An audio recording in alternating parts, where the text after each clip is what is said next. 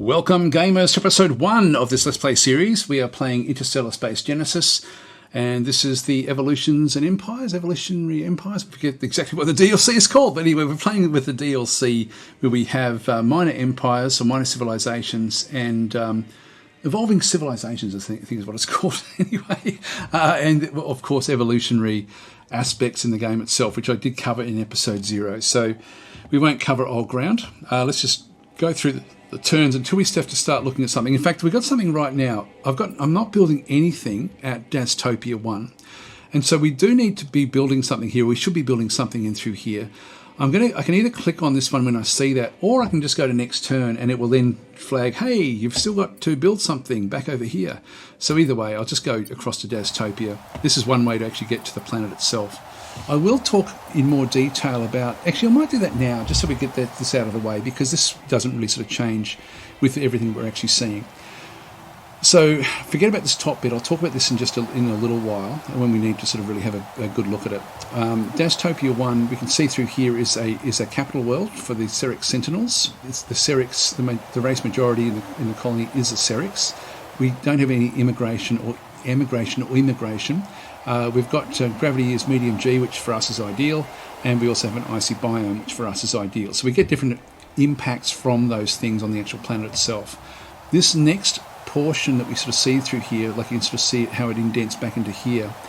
This is the world itself, the icy world. We've got a planetary ground combat strength of 6 based on the number of pop that we actually have in through this side. So we've got populations down this way. The ecological level, we have, we're at level 1, which is considered enhanced. So we need to be pushing this up, to level 3 is the maximum that we can sort of then go and get.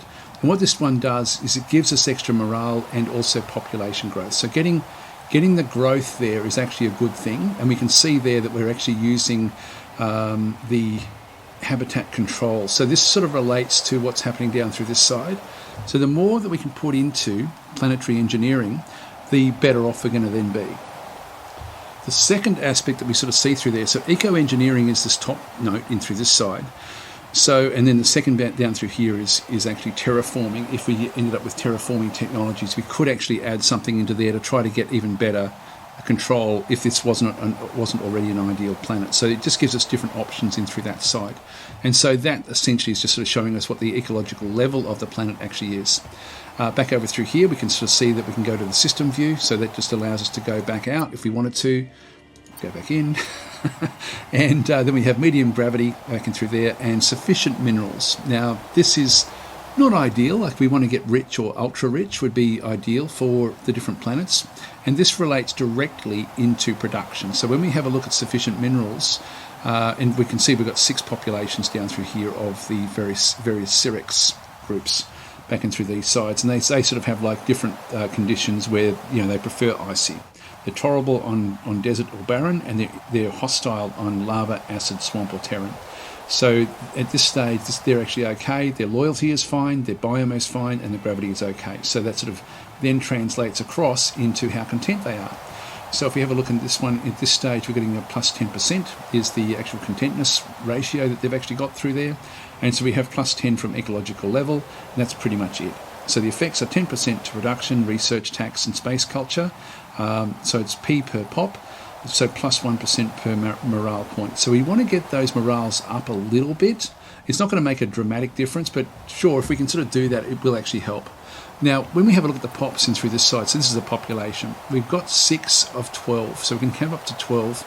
And it's going to be 18 turns at the moment before we can get this next one in through this side. So the population growth is running at 0.91%. And so we get plus 30 from the race base in through here of plus 5. We have plus 24.54 from the population growth mods that we actually have as well, and plus 21.54 from habitat control at the moment. So the habitat control that we have going through here. Now, if I start to play with what actually happens with the habitats, that's going to then sort of change how quickly we get our next population. So let's just say, for example, this is actually how we allocate production. I should talk about production before we do that, actually. We'll come back and talk about this in just a minute. We also then have infrastructure. So an infrastructure, if I hover over there, I don't know if it'll show us in through there. We've got construction slots through that side. This is purely just for construction. So the infrastructure, we're getting 46 from production, 2 from construction per level, so plus 5% per level. Which is not really showing us. We're on level 3 of 7 with the infrastructure. I don't know if I click on, if I click on that one, it brings up the specialization. So we can actually specialize certain things for different planets. And again, each faction actually has a different way of specializing things. In this case, we've gone all the way down through here, which gives us a whole lot of extra slots, which translates across to construction slots. Just hover over this one through here. So we get plus 3 construction slots in the colony, minus 100% maintenance from buildings in the colony. So basically the maintenance on buildings is free at this point in time, and plus 2 research points per population unit to the economics research. So if we do economics research, we actually have a bonus for that, even though we sort of don't do well with anything else. Unlocking all 6 of these, so including these over through this side, means that we're going to then get a plus 750 building production on all colonies and 750 production distributed to one colony. So we have minus 15% maintenance from buildings in the Empire. So it just means that if we get it across on one of these planets, we're going to have a bonus that goes across the whole Empire. It essentially means that, look, there's a really good example of civil engineering on this particular world, and so we can learn lessons across the Empire for that. So we have like planetary engineering as well, which, you know, we've got different sort of bonuses that happens in through this side as well, and similarly with aerospace engineering for building ships. So we'll just close that one off for now. That's the infrastructure that we sort of see in through there, and 32 turns before we get another one of those. Now, I'm just keeping going back. We also then have production. Now, production is split between essentially the ecology of the planet, the infrastructure of the planet, and the construction of the planet. So down through here, we've got the planetary engineering projects that we saw there before.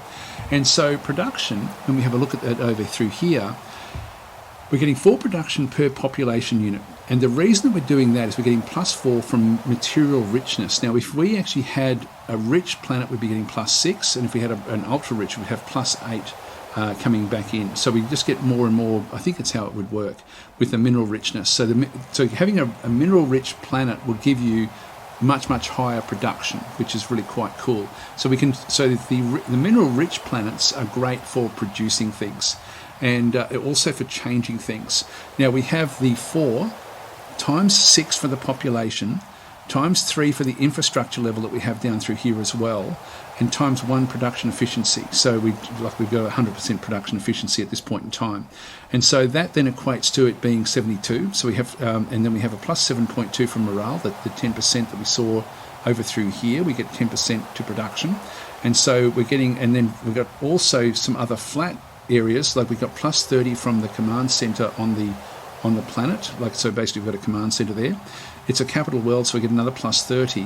And so when we add all of those things together, we have a total production of 139.2, which is actually fairly low. So it's not great at this point in time. That production is then used in different ways. And so we have, we've got different sort of spreads. Actually, this is different again. I'll talk about this in just a minute. But the production then comes down to the production allocation area, which is just this little area in through here. Now, I can actually either go to this triangular view or a slider view, depending on whatever you want to do. I'll just leave it on the triangular view. Now, if we start to shift things around here, like if I push this one all the way down into this area where we're looking at the planetary engineering, what we'll find is that the infrastructure now has stopped producing. The actual construction also, in fact, if we just go and I'll grab a survey ship, which is really quite important now in this version of the game. I'm not going to be able to produce that as well because all of my production is going into planetary engineering. And the planetary engineering, where do we see that again? That will then sort of start to move through here anyway. So that would sort of then be pushing this up. I don't see where we see the amounts coming through from that one, but it would mean that all the production is now going into there. If I switch this one across down this way, it means that we'd be producing a survey ship in 25, and if I move it all the way up into here, for example, I'd be getting this in 11. But if I center those, it's 32 there, 73 turns for a survey ship, and who knows what we're going to get from. So the infrastructure production is we're getting 46 from the base production and 2 from construction tech level, plus 5 per level in through there as well. So in that case, that's infrastructure. Down through here, we're getting base production, 46. What I'm going to do though is I do want to be getting this survey ship relatively quickly. So I'm going to move this one down And what we'll also then sort of see is that it'll just tweak what happens with the others. This one's going to go way out for infrastructure. But remember, that's also a bit of a multiplier with different things, and we do want to get this ecological level enhanced as well. So having it sort of down towards that level, I think would sort of work out fairly well. This way we can do this one in, say, 34. I might just do a little bit, trying to get it around about, say, level 30, just so we can get this fairly quickly. So we can come back and change that whenever we want. But this is actually, oh damn, I just tweaked that again incorrectly. There we go, 30 turns to get this one, which is quite a long time. Anyway, that explains, I think, a little bit very briefly about how the intricacies of using the planets, and we also have a governor which can help as well. And so when we get a governor, that's going to be very dramatic for us. So that's the planet itself. If I just right click and right click, one thing you'll notice is that we don't change what happens up the top through here. This is a global view. Now we have taxation. Now tax comes, the income that we have comes through different areas. We've got, it's showing tax, but this is almost like a production type tax. So no production taxes are being applied. Empire production is working at peak efficiency, but we still have an income.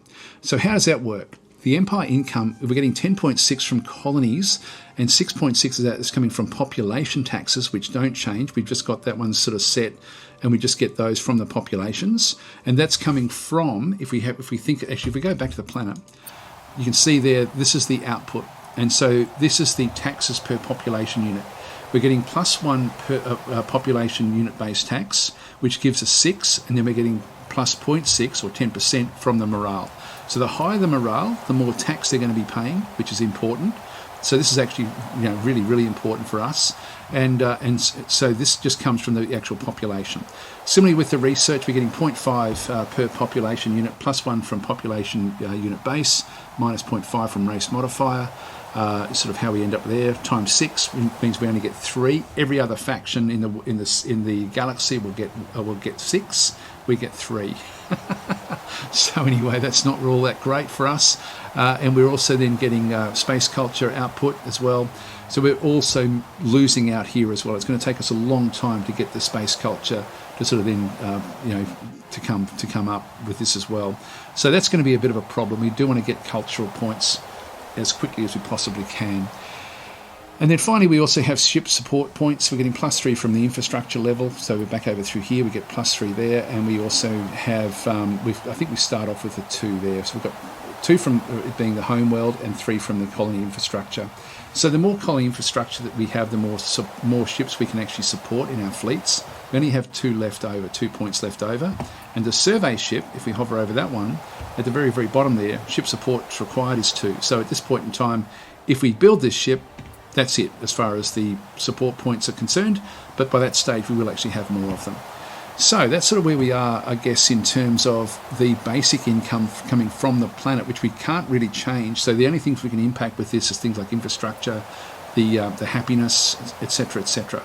So if we have a quick look again at the at dictatorship, and if we just go back out again, we actually are trying to get the robotic structures. But if we have a look at the faction again, with dictatorship, we get another +10 morale in the colony with a garrison. So if we can put a garrison in, that would be ideal. And to do that, what we do need is to come back through and pick up a marine garrison. So 42 turns for that one. I think I'd prefer to get the production kicking in rather than having the marine garrison. So we'll come back for that one. But for us, that's really quite an important addition to actually have a garrison on the planet. So there we go. Now back up through here, this is much more global. What this one does is this is the Empire tax rate. Now if we have a look at the production values in through here, if I increase that by 10%, it means we're taking a percentage from here as well. So we're actually now losing like a few more BC. So it's going to take longer to then start to build things. So as I increase that, there's less production to share on the world because we're taxing this. So we don't want to be taxing that if we can. We want as high production as we can possibly get. Similarly, back in through here, we've got research where I can actually push this one up. And if I do that one there, it's going to, I can sort of just keep on sort of pushing this one up. So increase the Empire income allocated to research. So I can sort of keep on pushing this one up higher and higher to get less and less coming through this side, but it's chewing away from the actual amount that we have. So what do we want to be on? So at the moment we're on actually we were on +6, I think. and it's going to be 42 turns. If I go to another one through here, it's 33. If I go one more, we're getting +4 here, and it's still 33. So I'm just going to keep that there where we get the +5.